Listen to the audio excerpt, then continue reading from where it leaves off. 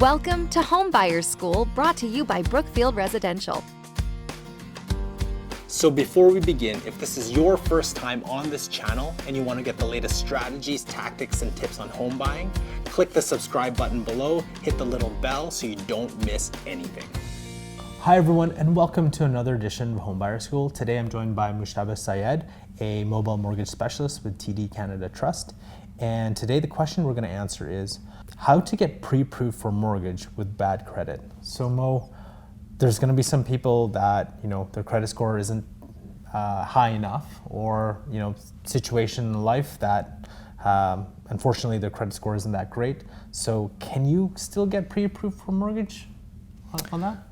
Yeah, that's a really good question, Carl. So we understand people make mistakes, and we understand that sometimes there's certain things that can come into your life that you didn't plan for and could impact your credit. So the different things that we can do during the whole pre-approval process is to kind of uncover something that you might not be aware of, or some credit line issues that might be there. But your specialist should be able to work with you. If you are looking at buying and you're not currently ready yet, they should be able to guide you and kind of coach you in getting that credit where it needs to be, or helping it to get even better.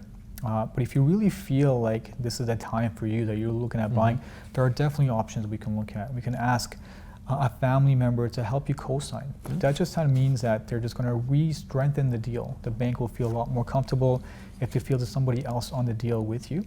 And we can keep a co-signer on the application and just kind of let you work on your credit.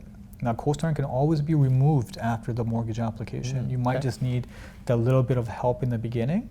Once your credit is where it needs to be, we can definitely talk to the lender, or the lender can remove that co-signer at that time.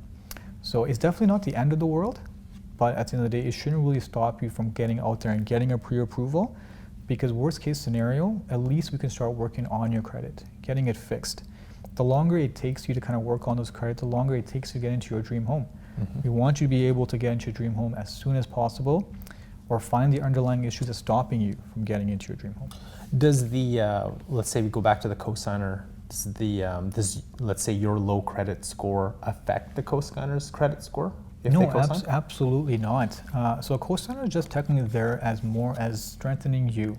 They're more there to provide support to yourself. Their credit score will actually help the bank feel more confident with your credit score, and will help to get you into that house sooner. And I think it's a great thing for a co-signer to do, to be able to do that, to really help you out, is once you get that mortgage, it actually starts helping you build that credit, because the monthly payments that you're making will actually strengthen towards your credit score. So getting that co-signer has multiple benefits. It shouldn't be something that is looked at in a negative way.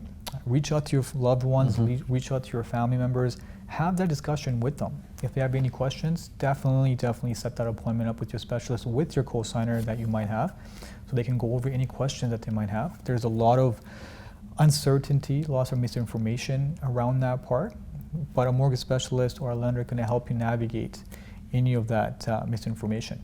Any other ways besides having a co-signer get that pre-approval for that mortgage, or get approval for a mortgage? Anything else you can do? Yeah, absolutely. There's many things that we can do. So a credit application or a mortgage application, it's very different. It's not cookie cut. There's so many different scenarios, strategies we can use to actually help you get approved for a mortgage. It could be a little bit more extra down payment. It could be the fact we could work on reducing the amount that you're looking at being pre-approved for a mortgage. Maybe we start you off at something a little bit more comfortable for yourself, and then maybe in a couple of years move you up to something that you're looking at buying. It could be a lot of different scenarios, and once again, it's best to talk to your specialist and to your lender and see what options are there for you. There's multiple options. Never feel like there's only certain options for you. You should always look at all your options and see what best fits you and your situation. Is there a floor for, in terms of your credit score, that the banks or the mortgage specialists nope, that's probably not, we're probably not going to pre-approve you? Is there like a average low, or is there a hard set amount? Yeah, so averagely, technically, the Bank of Canada wants your beacon score to be above 600 for any insured mortgages. We want to be able to take a look at that. Sometimes lenders do make exceptions. It really just depends on, once again, the whole financial picture. So credit's definitely an important part, but it's not the only part. We do take a look to see your stability with your income. You might have gone through a hardship in your life that kind of impacted your credit. It might be something out of character for you.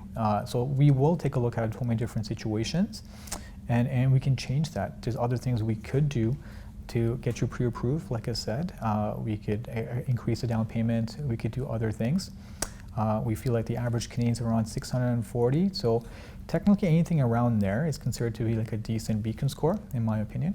Okay, great. Is there anything else you want to add in terms of steps to take to get a mortgage or get a pre-approved mortgage with a lower credit score?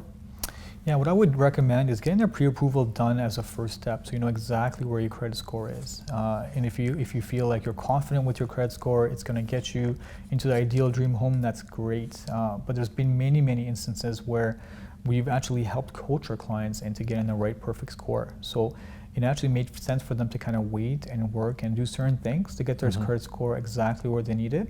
So it's never the end of the world. So you might not be ready to purchase today, but it will definitely help get you to purchase a home in the future. It should never stop you from going out and getting a pre-approval, because we can always work with credit. Perfect. Well, thank you very much, Mo. Thank you very much, everyone, for joining us, and we'll catch you next time. That's another edition of Homebuyer School. Tune in next time for more expert tips and tricks. And visit homebuyersschool.ca to bring you one step closer to finding your dream home. As with everything, it would be great if you like and share our videos. Also, please let us know if you have any home buying questions you want us to answer.